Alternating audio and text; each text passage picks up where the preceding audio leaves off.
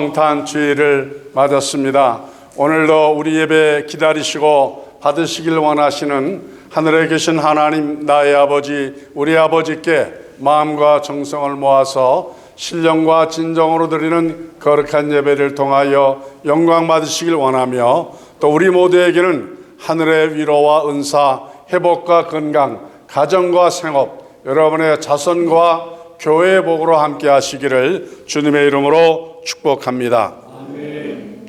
1년 중에서 가장 분주하고 바쁜 때는 바로 크리스마스 때인 지금이라고 말하고 있습니다. 가난한 사람도 부한 사람도 또 어른이나 아이들이나 다 같이 크리스마스를 기다리고 기뻐하고 있습니다. 그래서 가정마다 거리마다 캐롤이 지금 요란하게 울려 퍼지고 있습니다. 크리스마스는 하나님을 예배하는 우리만 기뻐하는 것이 아니라 온 세계 지구촌의 모든 사람들이 축하하고 즐거워하고 있습니다. 크리스마스가 도대체 무엇이길래 이렇게 모든 사람들에게 위로와 기쁨이 되어주고 있습니까? 이유는 하는 것이 아니라 예수 그리스도가 오시지 아니하시면은 우리가 구원을 받을 길이 없기 때문인 것입니다.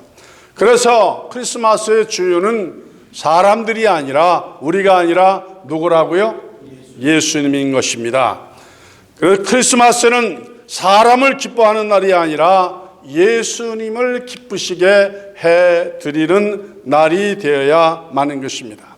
우리를 죄와 사망에서 구원하시기 위해서 하늘 영광스러운 그 자리에서 모든 것을 포기하시고 이 땅에 내려오셨기 때문입니다.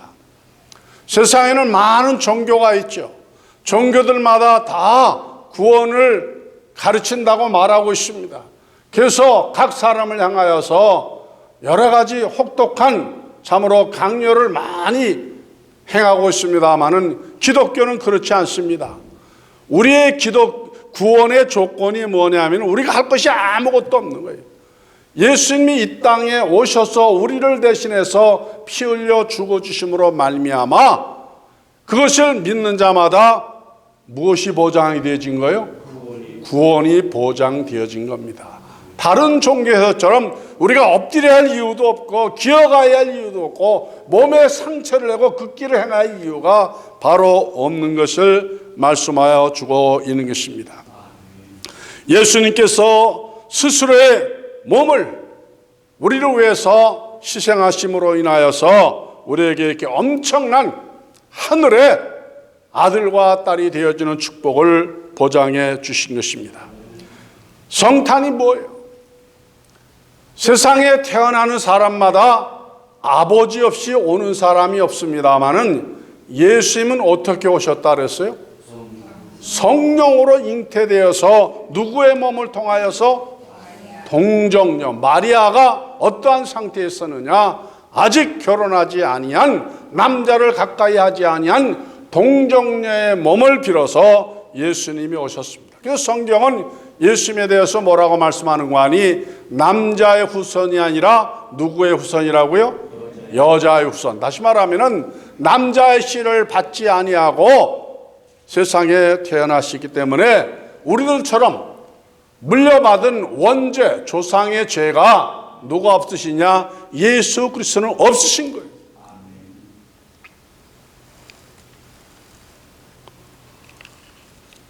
왜 예수님이 오셔야만 되어지느냐?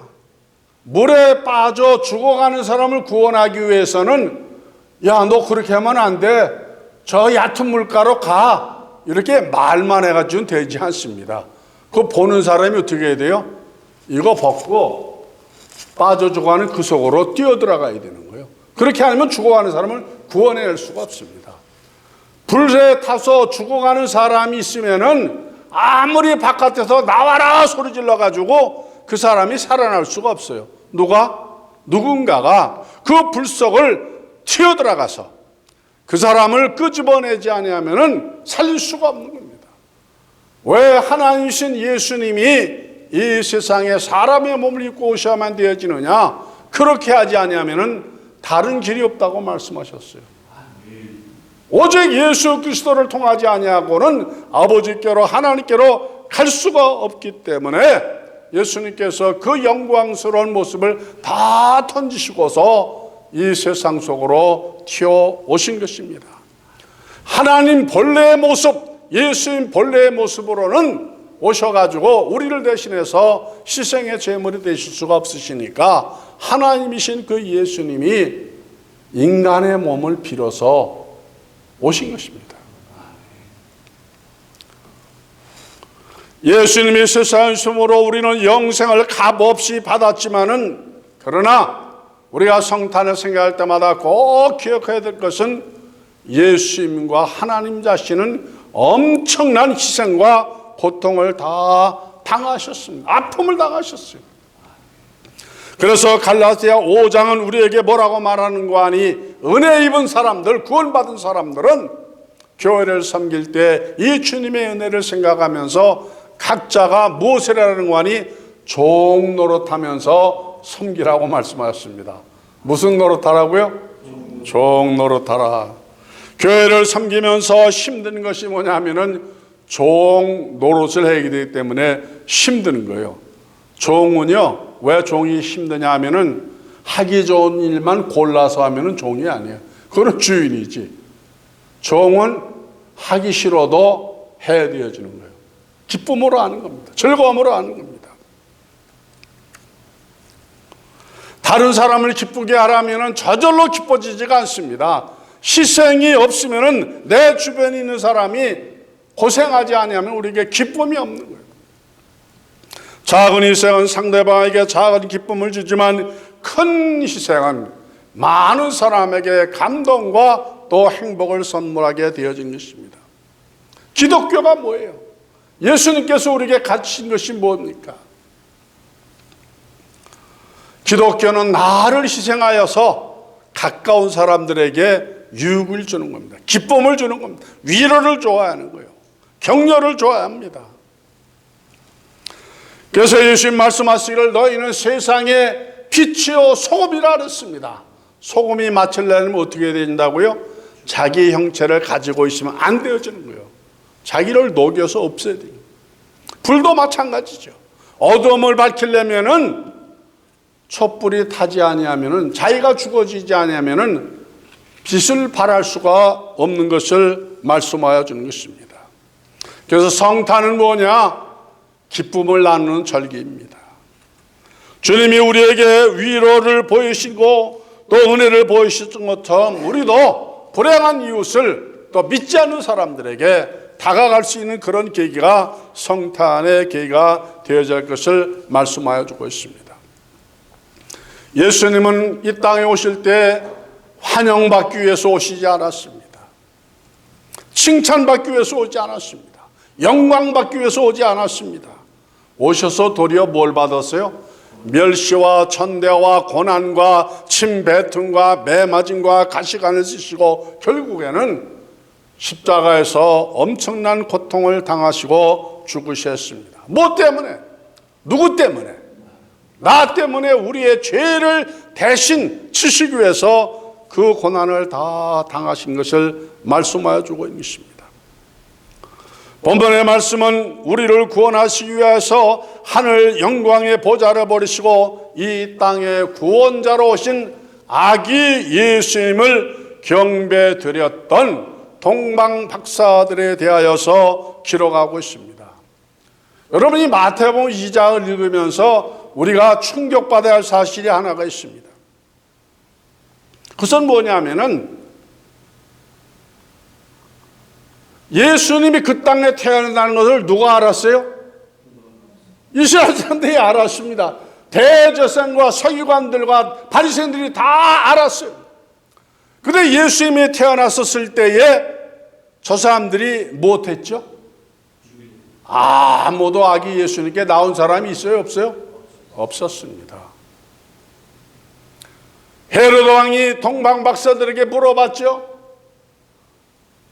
어디서 나오나? 이 땅에 메시아가 오신다, 아기 예수님 오신다는 말씀을 박사들에게 듣고서 서기관들과 그 다음에 대제사장들에게 물어본 거예요. 정말 오늘 어디서 오느냐? 예, 기록에 베들레헴에서 온다고 되어 있습니다. 다 알고 있었지만은 아무도 이스라엘 사람들이 아기 예수님을 영접하지 아니하였습니다. 그런데 누가 예수님을 경배했다고요? 동방박사들이라 그랬습니다. 동방박사들.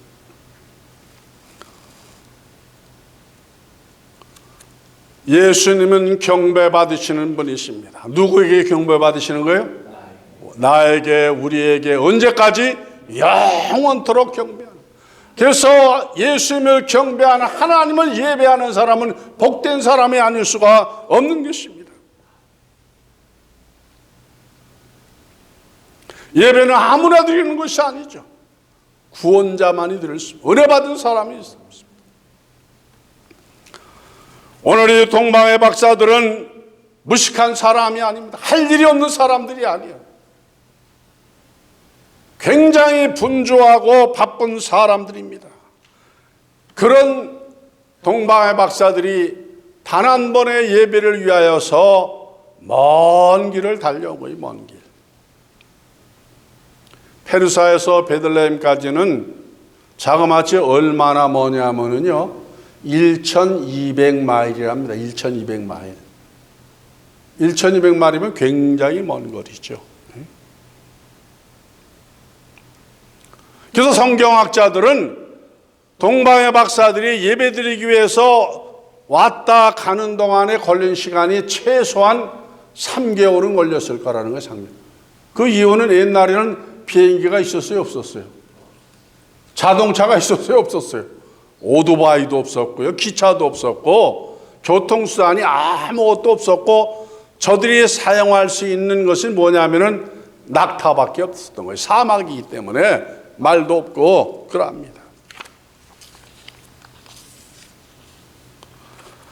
동방의 박사들이 예배드리러 가기 위하여서 희생한 그 대가가 얼마나 큰지 말로 알 수가 없어요. 얼마나 힘들었겠어요. 그 뜨거운 사막길을 지나면서 강도의 위험도 있을 것이고 사망의 위험도 있었을 겁니다.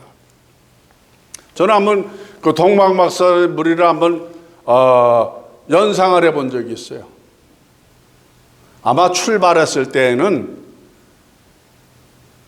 아기 예수께 경배드리는 사람들보다도 10배는 더 많았을 거예요. 당시에 그 페르사에서 유명한 참 대단히 존경받는 분들이 하늘의 그 별의 움직임을 보고서 이제 경배하기 위해서 갈 때에 따라가는 사람들이 얼마나 많이 있었겠습니까? 가다가 보니까 이게 보통 힘든 일이 아니니까 자꾸만 이탈자, 탈락자가 생겨서 마지막까지 아마 돌아간 사람이 남은 사람보다도 7, 8배, 10배 이상은 더 많았을 겁니다. 우리가 마가 요한의 다락방에서 120명의 제자들이 성령 받을 때에도요 120명만 그 자리에 있었던 것이 아니라 그 말씀을 들었던 승천하셨을 때 예수님이 그 이제 보혜사 성립지다라고 말씀을 들었던 제자들이 남자들의 숫자만 500명이에요. 그들이 다 거기에 모였습니다만은 아니 이틀만 기도하면 성령이 오실 것 같은데 안 오시거든요. 일주일 돼도 안 와. 그러니까 중간에 빠져나가서 마지막 그 직전까지 남은 사람이 몇 명이라고? 110명. 그들만 받았던 거예요. 기다리는 자가, 인내하는 자가 은혜 받는 게 쉽게 받는 게 아닙니다. 이 동방박사들이 결코 쉽게 그렇게 아쉽게 예수께 경배한 것이 아닙니다. 아니 누가 동방박사에게 1200마일을 가서 어른도 아니고 아기 예수님께 엎드려서 경배하라고 시킨 사람이 있어요? 없어요? 강요한 사람이 있습니까? 없습니까? 권유한 사람이 있습니까? 아무도 없어요. 자발적으로 자원한 겁니다. 그것도 그냥 한 것이 아니고 가장 귀한 무엇을 예배했다고요? 황금과 유황과 모략. 모략은 몇 년 전에 제가 여러분 앞에 보여드렸었죠. 이훈자 권사님이 저기 중동 지방에 여행을 오시면서 그때 그걸 가져오시지 않았어요? 뭐요? 그거 가지고 목사님들 모임에 갔더니 전부 나눠가지고 조금씩 다 나눠가지고 다 뺏기고 없어요.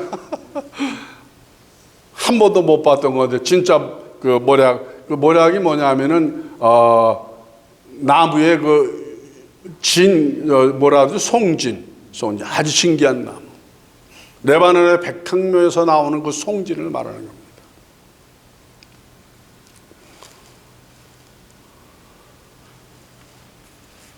단 한 번 경배하기 위해서 희생과 아픔과 땀을 흘려야 했습니다. 그러나 우리가 기억할 것은 아무 누구도 모르는 줄 알았지만 예수님 앞에 드린 그 모든 정성은 누가 기억하시는 거예요? 하나님이 기억하시고 성경이 이렇게 기록해 주어서 그들이 단번 봉사했지만은 2000년이 지난 지금에게도 우리에게 귀감이 되어지고 그 다음에 교훈이 되어지는 놀라운 것이 아닐 수가 없습니다. 주님 앞에 바쳐진 시간, 헌신, 헌금, 땀 모두가 다 이렇게 귀한 것임을 말씀하여 주는 것입니다. 성경은 그래서 우리에게 예배드릴 때 어떻게 예배드리라고 하는 거 아니? 신령과 진정으로 예배드리라는 거예요. 신령과 진정.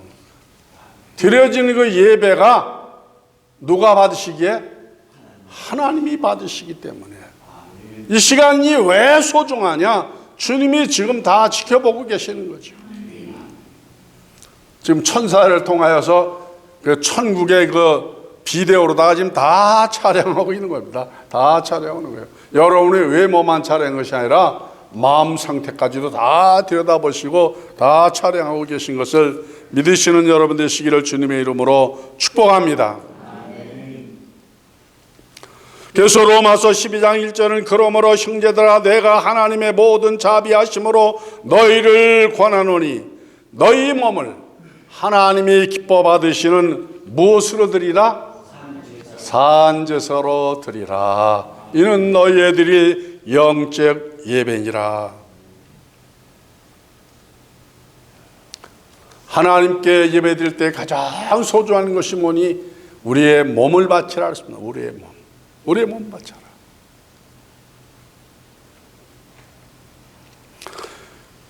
아무리 힘들고 바빠도 예배하는 시간과 장소에 누가 있어야 되냐? 내가 있어야 하는 거예요. 내가 있어야 하는 거예요. 교회에서 누가 은혜를 가장 많이 받느냐? 바로 예배자가 은혜를 받는 겁니다. 예배자가 은혜를 받는 거예요. 봉사자가 은혜를 받습니다. 헌신하는 사람이 은혜를 받습니다.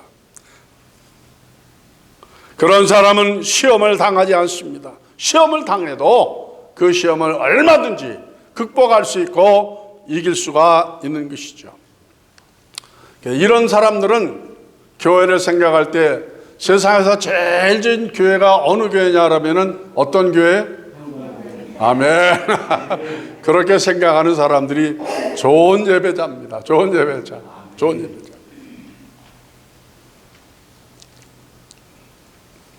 그렇지 아니할 때에 천사를 모셔와도 그 소리에 관심이 없어요. 예배의 은혜가 감동이 없습니다. 그런 사람은 불행한 사람이 아닐 수가 없고 그러한 것이죠.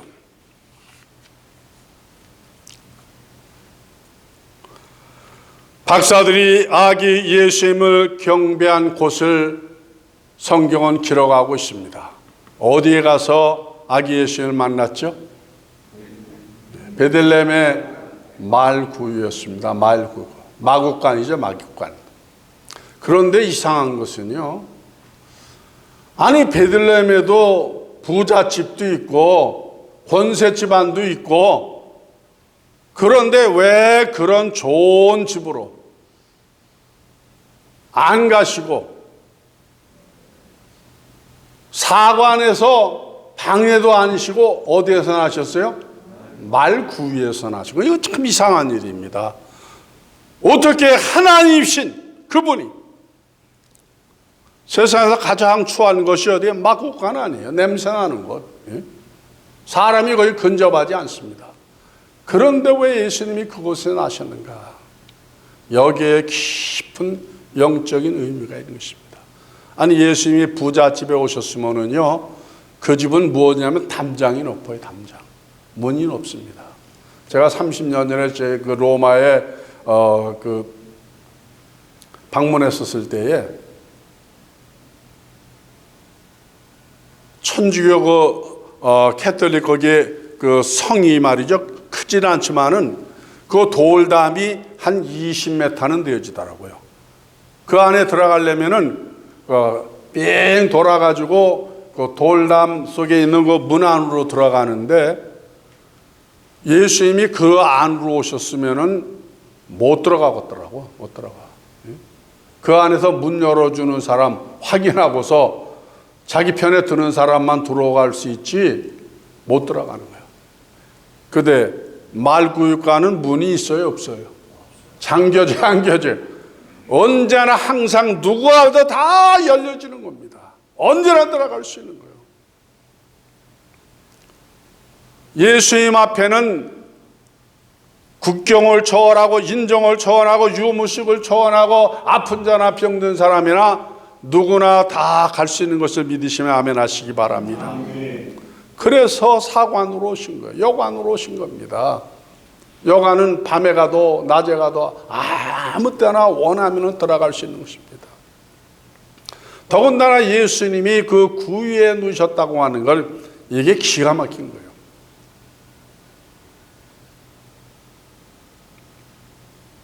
왜냐하면요, 예수님이 무엇하러 오셨어요? 구원하러 오셨죠. 누구를? 구원하는 방법이 뭐죠? 예수님이 어떻게 되셔야 되는 거예요? 죽으셔야 되는 거예요. 죽어야. 집안에서 우리가 소를 키워서 농사를 짓죠. 다 부려먹다가 마지막에는 그 소를 어떻게 해요? 장사를 지내주나요? 어떻게 해요?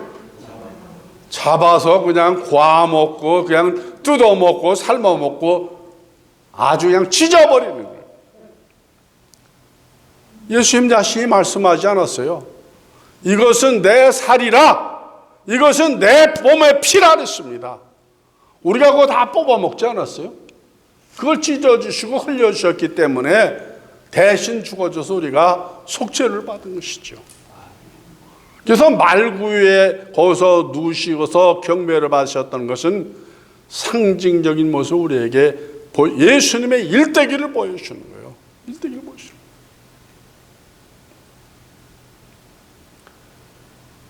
거예요. 예수님이 영광 받으러 오신 것이 아니라 완전히 낮아지시고 죽어주시기 위해서 오신 것을 보여주신 것입니다.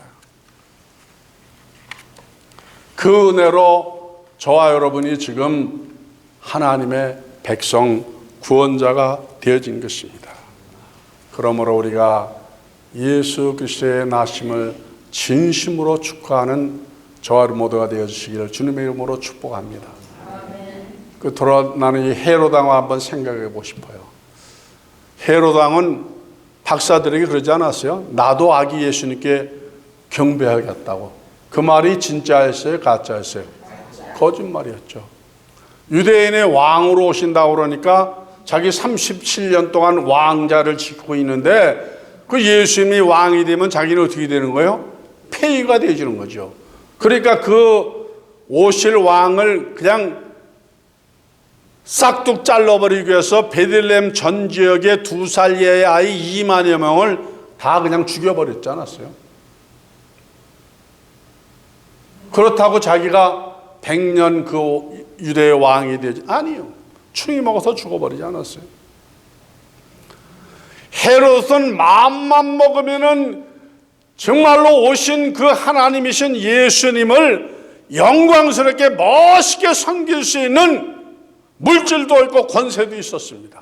자기 왕궁에 모시고 그냥 진기양 식사를 다 대접하면은 하늘에 얼마나 큰 상급을 받았겠어요. 그런데 그렇게 드릴 수 있는 물질도 많았고 권세도 있고 모든 것을 다 할 수 있었음에도 불구하고서 참으로 그 기가 막힌 타이밍을 그는 망쳐버린 거예요.